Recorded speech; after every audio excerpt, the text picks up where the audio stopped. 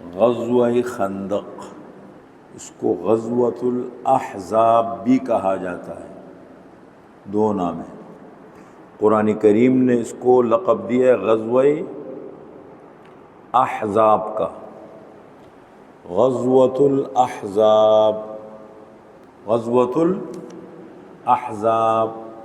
لفظ احزاب حزب کی جمع ہے، حزب کے معنی گروہ، جماعت۔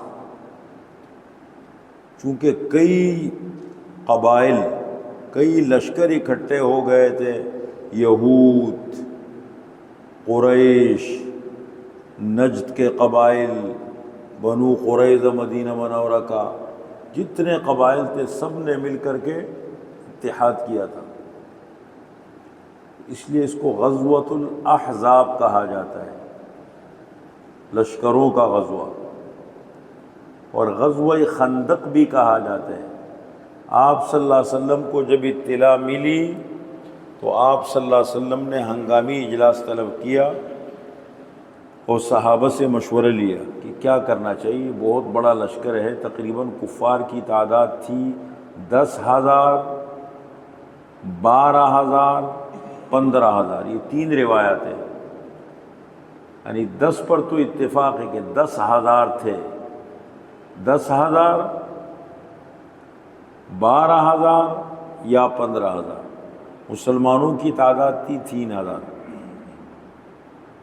تو آپ نے صحابہ سے مشورہ لیا کیا کرنا چاہیے۔ مختلف صحابہ نے مختلف، چونکہ غزوہ احد میں تو صحابہ نے دیکھ لیا تھا نا کہ ہم نے آپ صلی اللہ علیہ وسلم کی بات نہیں مانی، تو دیکھیں نتیجہ کیا نکلا۔ غزوہ احد میں بھی آپ صلی اللہ علیہ وسلم کی ذاتی رائے یہ تھی کہ اندر رہ کے مقابلہ کیا جائے، ٹھیک ہے۔ وہاں تھوڑا سا ہمارے نوجوان صحابہ جو تھے ان کے جذبات یہ تھے کہ نہیں، باہر نکلنا چاہیے، اور اس کے نتائج بھی سامنے آ گئے۔ غزوہ احزاب میں صحابہ سمجھ گئے تھے، لشکر بھی بہت بڑا تھا پورا، یعنی یہ سمجھ لے کہ جیسے تمام یعنی ملل اقوام متحدہ جمع ہو جائے۔ افغانستان میں 44 ممالک جمع ہوئے تھے، سب کو خدا نے ذلیل و رسوا کر دیا، ٹھیک ہے نا۔ اس میں پس پردہ جتنے وہ کون تھے؟ مسلمان بھی تھے، پس پردہ ان کی ساری ہمدردیاں ان کے ساتھ تھیں۔ انہوں نے جہاں جہاں ضرورت پڑتی تھی انہوں نے کوئی کسر نہیں چھوڑی، وفاداری کا پورا ثبوت دیا، خدا نے سب کو ذلیل و رسوا کر دیا۔ تو اسی طریقے سے یہ اتنا بڑا لشکر اکٹھا ہو کر آ گیا۔ حضرت سلمان فارسی رضی اللہ عنہ تازہ آزاد ہوئے تھے، مسلمان تو بہت پہلے ہو گئے تھے، لیکن آزادی ان کو، چونکہ وہ مکاتب بنے تھے نا، انہوں نے اپنے آقا سے کہا تھا کہ مجھے آزاد کر دو، انہوں نے بہت بڑی رقم مانگی تھی، تو وہ کچھ تقریباً غزوہ خندق کے موقع پر وہ رقم ادا کی انہوں نے۔ کیا کیا ہے، بڑا تفصیلی واقعہ ہے۔ انہوں نے رائے یہ دی کہ اے اللہ کے رسول، ہمارے ہاں فارس میں جب جنگیں ہوتی، اس زمانے فارس زمانے کی سپر طاقت تھی، تو ہمارے ہاں فارس میں جب جنگ ہوتی ہے تو ہم لوگ، اور دشمن ذرا مضبوط طاقتور ہوتا ہے، تو ہم علاقے کے ارد گرد خندق کھود کے اندر رہ کے مقابلہ کرتے ہیں۔ ایک طریقہ کار ہے، جنگ کا طریقہ ہے۔ آپ صلی اللہ علیہ وسلم کو یہ رائے بہت پسند آ گئی۔ اب مدینہ منورہ کے 3 اطراف تھے، شمال میں جبل احد ہے، شمال کی طرف پورا جبل احد ہے، جنوب میں جبل عائر ہے، پہاڑ کا نام ہے جبل عائر، مشرق میں حرۃ واقم ہے، اور مغرب میں حرۃ وبر ہے۔ یہ اس طریقے سے پہاڑی سلسلہ ہے۔ آپ مدینہ منورہ جب جائیں گے نا تو چاروں طرف نظر گھمائیں، پہاڑی پہاڑ نظر آئیں گے گھیراؤ میں بالکل۔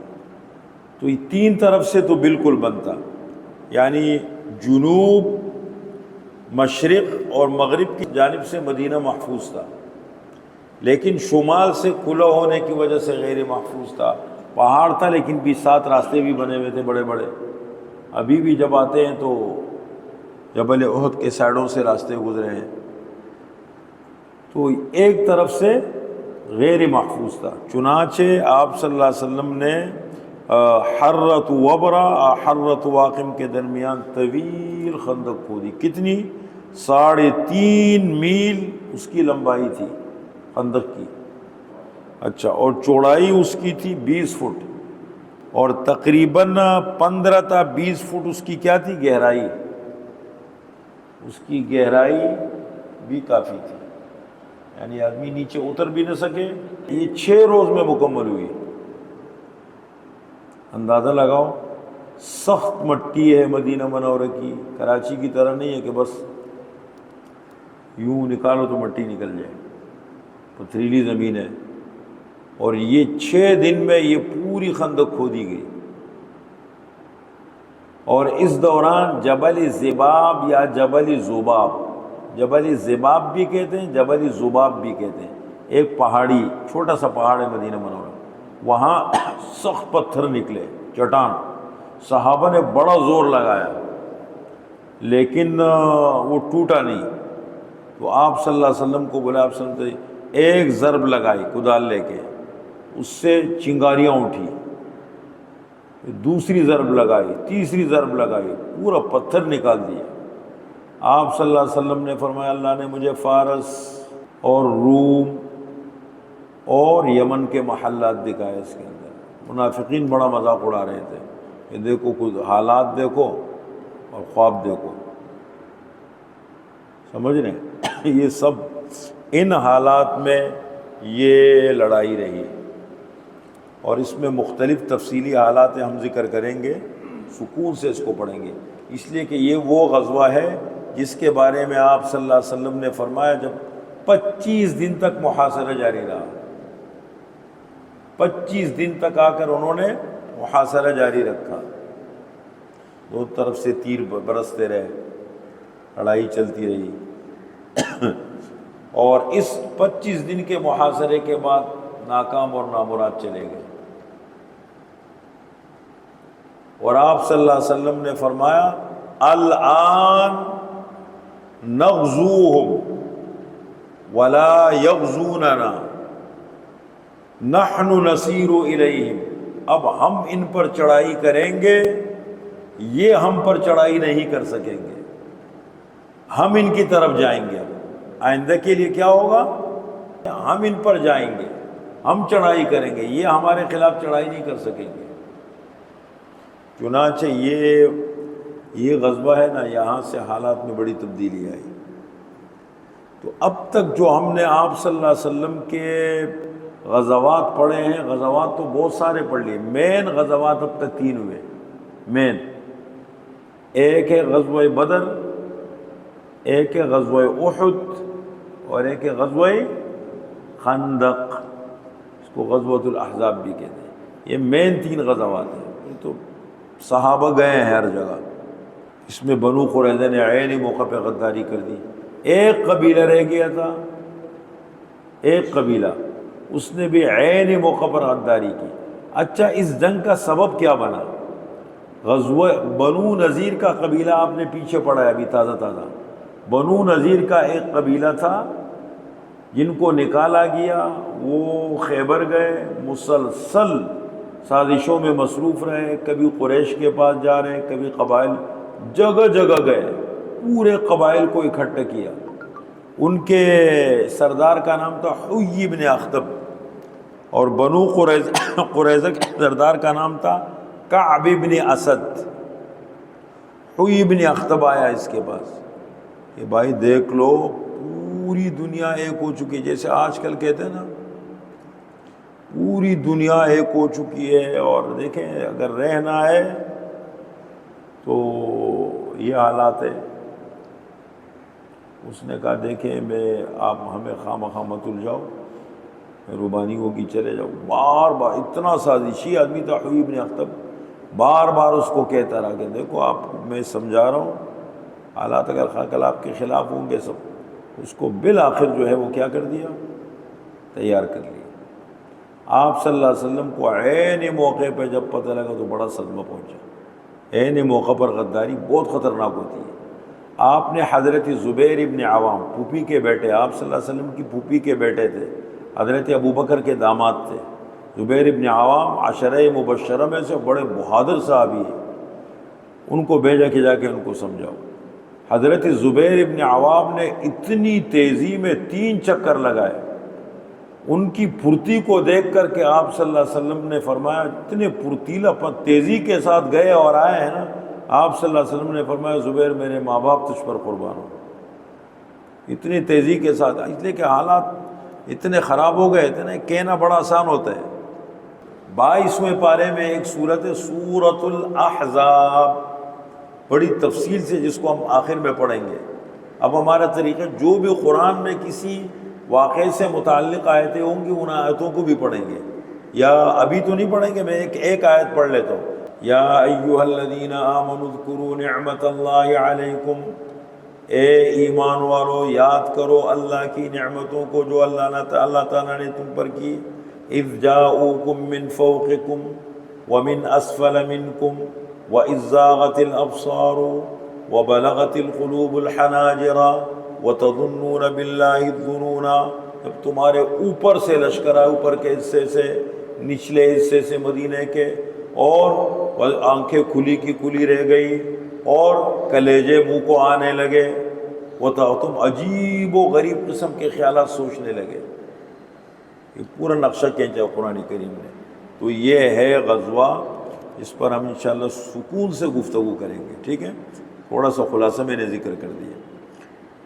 غزوہ خندق کیوں کہا جاتا ہے؟ آپ صلی اللہ علیہ وسلم نے جہاں سے دشمن کے آنے کا اندیشہ تھا وہاں خندق کھودی۔ یہ شوال یا ذیقعدہ سن 5 ہجری میں پیش آیا، سن 5 ہجری میں، لیکن شوال کے مہینے میں ہے یا ذیقعدہ کے مہینے میں، اس میں اختلاف ہے۔ غزوہ خندق سیرت اور تاریخ کے بڑے غزوات میں سے ہے، جو شوال 5 ہجری میں پیش آیا۔ بنو نذیر کے یہود نے مدینہ منورہ سے نکالے جانے کے بعد تخریب کاری شروع کی اور جزیرۃ العرب میں گھوم پھر کر سارے عرب کو اسلام اور مرکزی اسلام میں مدینہ منورہ کے خلاف کھڑا کر دیا۔ چنانچہ مدینہ منورہ کے جنوب سے قریش اور ان کے حلیف، مشرق سے نجد کے قبائل اور شمال کی سمت سے خود خیبر کے یہود، یہ سارا تقریباً 10,000 کا لشکر اسباب اور وسائل سے لیس مدینہ منورہ کی جانب چلا۔ یہاں 10,000 کا لکھ کے میں نے 3 قول بتا دیے، 10، 12، 15۔ رسول اللہ صلی اللہ علیہ وسلم کو اطلاع ملی تو آپ نے صحابہ کرام سے مشورہ کیا کہ کیا کیا جائے۔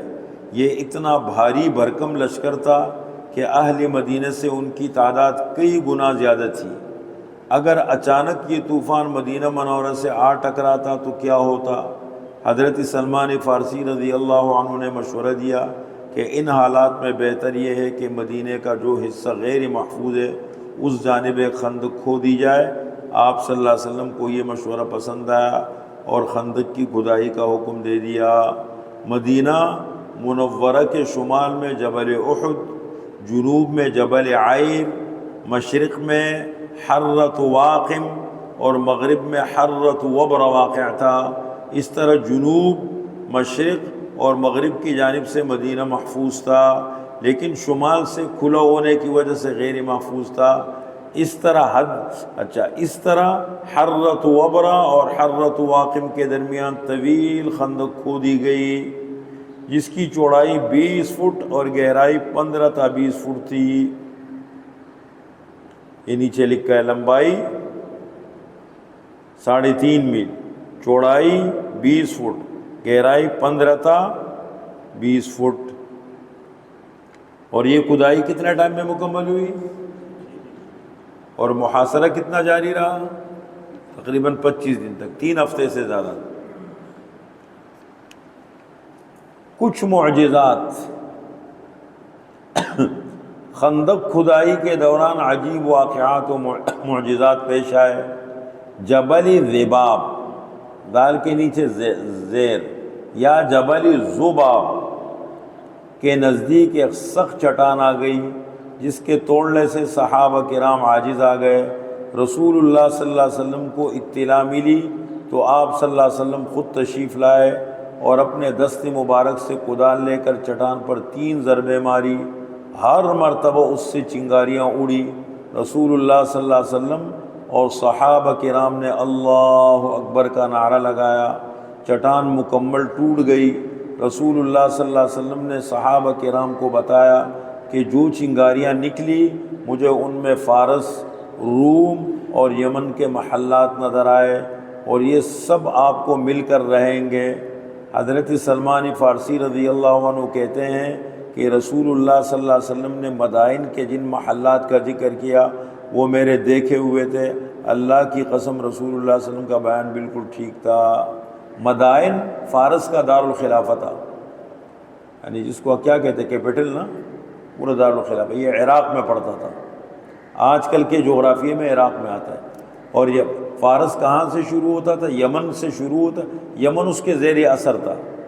عراق، ایران، ہندوستان، آپ کا پاکستان، ہندوستان، افغانستان اور آگے آزاد ریاستیں روس تک، یہ سارا فارس تھا۔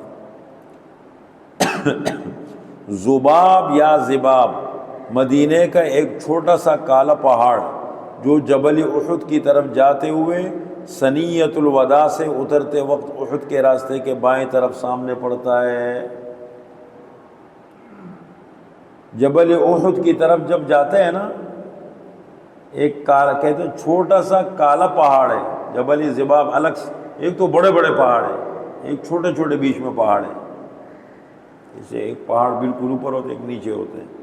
اچھا، جب جبل احد کی طرف جاتے ہیں تو مدینہ منورہ میں جو داخل ہونے کا مین راستہ ہے ثنیۃ الوداع ہے۔ آپ صلی اللہ علیہ وسلم جب مکے سے آئے تھے تو ثنیۃ الوداع سے آئے تھے۔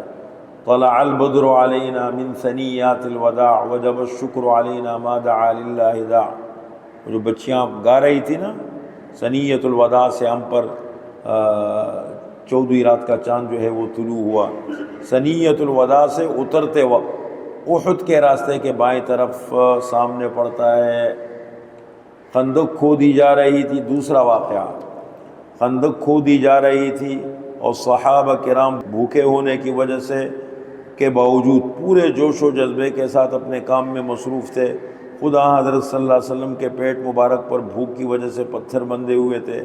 حضرت جابر رضی اللہ عنہ نے رسول اللہ صلی اللہ علیہ وسلم اور صحابہ کی یہ حالت دیکھی تو برداشت نہ ہو سکا، اپنے گھر تشریف لے گئے۔ ایک بکری کا بچہ گھر میں موجود تھا، اس کو ذبح کر کے سالن بنایا۔ واپس آ کر رسول اللہ صلی اللہ علیہ وسلم کے کان میں کہا کہ تھوڑا سا سالن تیار کیا ہے، آپ چند ساتھیوں کے ساتھ تشریف لے چلے۔ رسول اللہ صلی اللہ علیہ وسلم نے یہ بات سنی تو اعلان عام فرما دیا کہ جابر کے گھر میں سب کی دعوت ہے۔ حضرت جابر نے فرماتے کہ میرے پاؤں کے نیچے سے تو زمین نکل گئی، تمام صحابہ کا کھانا کیسے پورا ہوگا؟ رسول اللہ صلی اللہ علیہ وسلم اب اس طرح پورا کا مطلب ایک ساتھ نہیں گئے، ایسا نہیں کیا۔ یہ جو صحابہ کا اعلان فرمایا گروپ کی شکل میں جاتے تھے، پہلے آپ نے گئے کھایا، پھر آپ آ گئے کچھ اور کو بھیجا، پھر کوئی، ورنہ یہ تھوڑی ہے کہ سارا محاذ خالی چھوڑ کے چلے گئے۔ یہ تفصیل ہے، یہاں تو صرف واقعہ ہے نا، تفصیل یہ ہے چند ساتھی جاتے تھے وہ کھا کر آتے تھے۔ رسول اللہ صلی اللہ علیہ وسلم نے جابر کی پریشانی دیکھی، فرمایا جابر فکر مت کرو، تم سالن مت نکالنا، میں خود نکالوں گا۔ چنانچہ رسول اللہ صلی اللہ علیہ وسلم نے اپنے دست مبارک سے سالن نکالا اور چند آدمیوں کا سالن پورے لشکر کے لیے کافی ہو گیا۔ وہ گھر میں نے دیکھا حضرت جابر کا، ابھی بھی بالکل کچا ہے، وہ جو گھر ہے نا بالکل ابھی بھی کچا پڑا ہے، جس میں یہ دعوت ہوئی تھی۔ بنو قریظہ کی غداری۔ مدینہ منورہ کے مشرق اور جنوب کے درمیان بنو قریظہ کے یہود آباد تھے۔ ان کا سردار کعب بن اسد تھا۔ کعب بن اسد، یہ یاد رکھیں، کعب بن اسد، ان سے مسلمانوں کا معاہدہ تھا۔ حوی بن اخطب کعب بن اسد سے ملا اور کہا کہ پورا عرب مسلمانوں کے خلاف اٹھ کھڑا ہوا ہے، تم کو اگر یہاں رہنا ہے تو ہمارے ساتھ مل جاؤ۔ اس طرح باہر سے پورا عرب حملہ آور ہوا اور اندر سے بنو قریظہ بھی مخالف ہو گئے۔ رسول اللہ صلی اللہ علیہ وسلم ان کے پاس اپنے پھوپھی ذات بھائی حضرت زبیر ابن عوام رضی اللہ عنہ کو بھیجا کہ تم سے ہمارا معاہدہ ہے۔ انہوں نے جواب دیا ہم کسی محمد اور کسی معاہدے کو نہیں جانتے۔ حضرت زبیر نے بہت تھوڑے وقت میں، قلیل وقت میں 3 چکر لگائے۔ رسول اللہ صلی اللہ علیہ وسلم نے ان کی اس پرتی سے اتنے خوش ہوئے کہ ان سے فرمایا زبیر میرے ماں باپ تم پر قربان ہو۔ اب یہ معرکے کے حالات آگے۔